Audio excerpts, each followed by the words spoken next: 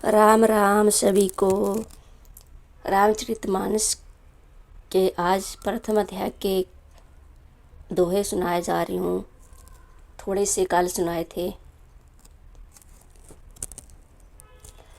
जथा सुअजन अंजी दृघ साधिक सिद्ध सुजान कौतुक देखत शैल बन भूतल भूरी निधान। इसका तात्पर्य है, जैसे सिद्धांत जन को नेत्रों में लगाकर साधक सिद्ध और सुजान पर्वतों वनों पृथ्वी के अंदर कौतुक से ही बहुत सी खाने देखते हैं। गुरु पदरज मृदु मंजुल अंजन नैन अमिय दृग दोष विभंजन देही करी विमल विवेक विलोचन बरनाऊ रामचरित भव मोचन। श्री गुरु महाराज के चरणों की रज कोमल और सुंदर नयनामृत अंजन है, जो नेत्रों के दोषों का नाश करने वाला है। उस अंजन से विवेक रूपी नेत्रों को निर्मल करके मैं संसार रूपी बंधन से छुड़ाने वाले श्री रामचरित का वर्णन करता हूँ। बंधु प्रथम महिषुर चरण मोह जानित संशय सब हरना सूजन समाज सकल गुण खानी करूँ परनाम सा प्रेम सुवानी।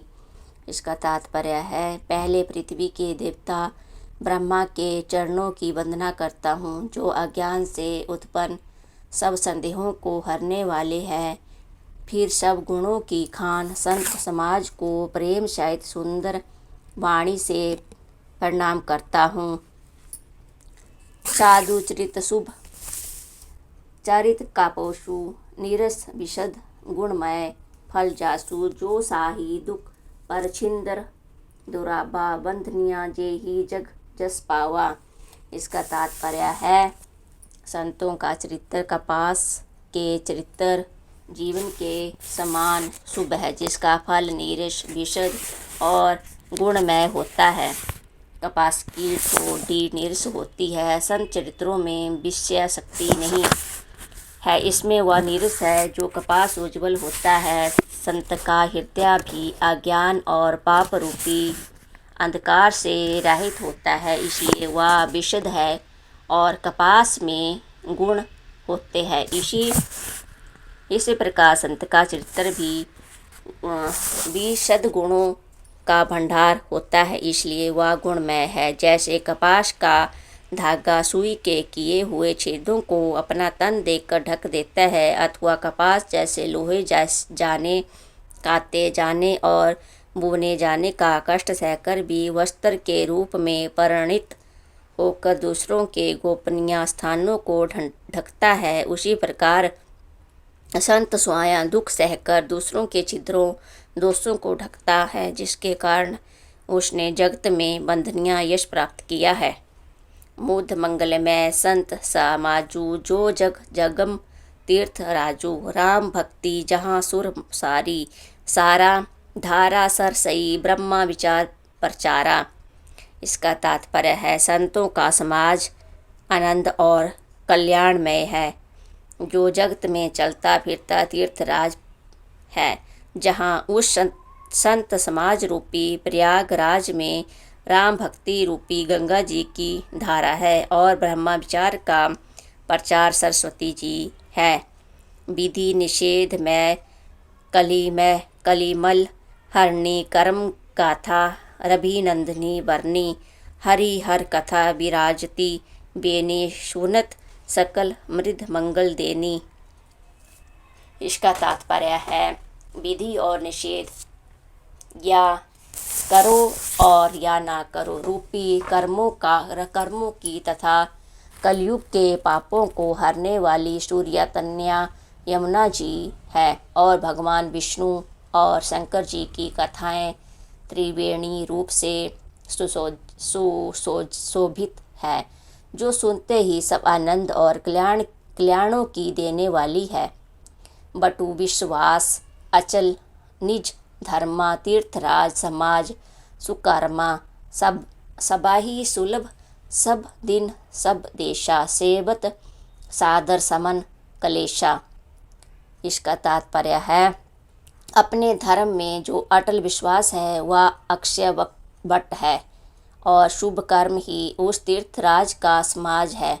वह सब देशों में सब समय सभी को सहज ही में प्राप्त हो सकता है और आदरपूर्वक सेवन करने से क्लेशों को नष्ट करने वाला है। अखत अलौकिक तीर्थ राऊ देहि सद्या फल प्रकट प्रभाऊ। वह तीर्थराज अलौकिक और अकथनीय है एवं तत्काल फल देने वाला है, उसका प्रभाव प्रत्यक्ष है। सुनी समूज आही जन मोदित मन मंजाही। अति अनुराग लह आही चारी फल अक्षत तनु साधु समाज प्रयाग। जो मनुष्य इस सत्य समाज रूपी तीर्थराज का प्रभाव प्रसन्न मन से सुनते और समझते हैं और फिर अत्यंत प्रेम पूर्वक उसमें गोते लगाते हैं, वे इस शरीर के रहते ही धर्म अर्थ काम मोक्ष चारों फल पा जाते हैं। मंजन फल पेखिया तत्काला। काक होई पिक बकाऊ मराला। सुनी अचरज करी जानी सुकोई। संत संगति महिमा नाही कोई। इसका तात्पर्य है, इस तीर्थराज में स्नान का फल तत्काल ऐसा देखने में आता है कि कौवे कोयल बन जाते हैं और बगुले हंस। यह सुनकर कोई आश्चर्य न करे, क्योंकि सत्संगी की महिमा छिपी नहीं है। वाल्मीकि नारद घट जोनी निज निज मुखन मुखनी काही निज होनी। चल जलचर थलचर नभचर नाना जेहे जड़ चेतन जीव जहाना। वाल्मीकि की नारद जी और अगस्त्या जी ने अपने अपने मुखों से अपनी होनी जीवन का वृतांत कही है। जल में हरने वाले, जल में रहने वाले, जमीन पर चलने वाले और आकाश में विचारने वाले नाना प्रकार के जड़ चेतन जितने जीव इस जगत में है। मति कीर्ति गति भूति भलाई जब जेहि जतन जहाँ जेहि पाई सो जानव सतसंग प्रभाव लोकेहूँ वेद न आन उबाऊ।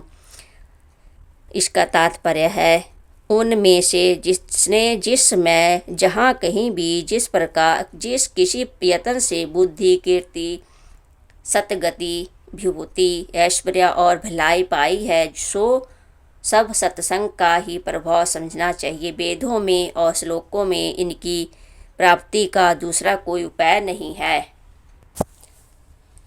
बिनु सत्संग विवेक ना होई। राम कृपा बिनु सुलभ ना सोई। सत्संगत मुद मंगल मूला। सोई फल सिद्धि सब साधन फूला। इसका तात्पर्य है, सत्संग के बिना विवेक नहीं होता और श्री राम जी की कृपा के बिना वह सत्संग सहज में मिलता नहीं। सत्संगति आनंद और कल्याण की जड़ है। सत्संग की सिद्धि ही फल है और सब साधन तो फूल है। सठ सुधारी सत्संगति पाई परस कुधात सुहाई। विधि बस सुजन कुसंगत पाराही। फनी मानी सम निज गुण अनुसराही। दुष्ट भी सत्संगति पाकर सुधर जाते हैं, जैसे पारस के स्पर्श से लोहा सुहावना हो जाता है, सुंदर सोना बन जाता है। किंतु देवी योग से यदि कभी सज्जन कुसंगति में पड़ जाते हैं तो वे वहाँ भी सांप की मणि के समान अपने गुणों का ही अनुसरण करते हैं। अर्थात जिस प्रकार सांप का संसर्ग पाकर भी मणि उसके विष को ग्रहण नहीं करती तथा अपने सहज गुण प्रकाश को नहीं छोड़ती, उसी प्रकार साधु पुरुष दुष्टों के संग में रहकर भी दूसरों को प्रकाश ही देते हैं। दुष्टों का उन पर कोई प्रभाव नहीं पड़ता। विधि हर कवि गोविंद बानी। कहत साधु महिमा सुकुंचानी। सो मो सन काही जात ना कैसे, साक वनिक मणि गुण गण जैसे। ब्रह्मा विष्णु शिव कपि और पंडितों की वाणी भी संग महिमा का वर्णन करने में शोक वचती है। वह मुझसे किस प्रकार नहीं कही जाती, जैसे साग तरकारी बेचने वाले से मणि के गुण समूह नहीं कहे जा सकते। बंधु संत समान चितहित अनहित, नाही कोई अंजलिगत शुभ सुमन, जीमी सम सुगंध कर दोई। इसका तात्पर्य है, मैं संतों को प्रणाम करता हूँ जिनके चित्त में समता है, उनका ना कोई मित्र है और ना शत्रु। जैसे अंजलि में रखे हुए सुंदर फूल, जिस हाथ ने फूलों को तोड़ा और जिसने उसको रखा, उन दोनों ही हाथों को समान रूप से सुगंधित करते हैं, वैसे ही संत शत्रु और मित्र दोनों का ही समान रूप में कल्याण करते हैं। संत सरल चित जगत हित जानी, स्वभाव स्नेहु बाला विनय, सुनी करी कृपा राम चरण रति देहूँ। इसका तात्पर्य है, संत सरल हृदय और जगत के हितकारी होते हैं। उनके ऐसे स्वभाव और स्नेहों को जानकर मैं विनय करता हूँ। मेरी इस बाल विनय को सुनकर कृपा करके श्री राम जी के चरणों में मुझे प्रीति दे। बहुरी बंदी खलगन सती भाए, जेन बिनु काज देही ने बाएं, पर हित हानि लाभ जिन्हें करे, उजरे हर्ष विषाद बसेरे। इसका तात्पर्य है, अब मैं सच्चे भाव से दुष्टों को प्रणाम करता हूँ, जो बिना ही प्रयोजन अपना हित करने वाले भी प्रतिकूल आचरण करते हैं। दूसरों के हित की हानि ही जिनकी दृष्टि में लाभ है, जिनको दूसरों के उजड़ने में हर्ष और बसने में विषाद होता है। हरि हर जस राकेश राहु से, पर आगाज भट्ट सहज बाहु से, जे पर दोष लखाई सहज साखी, पर हित घृत जीना के मन माकी। इसका तात्पर्य है, जो हरि और हर के यश रूपी पूर्णिमा के चंद्रमा के लिए राहु के समान है, अर्थात जहाँ कहीं भगवान विष्णु या शंकर के यश का वर्णन होता है, उसी में वे बांधा देते हैं। और दूसरों की बुराई करने में शास्त्र बहू के समान वीर है, जो दूसरों के दोषों को 1000 आँखों से देखते हैं और दूसरों के हित रूपी घी के लिए जिनका मन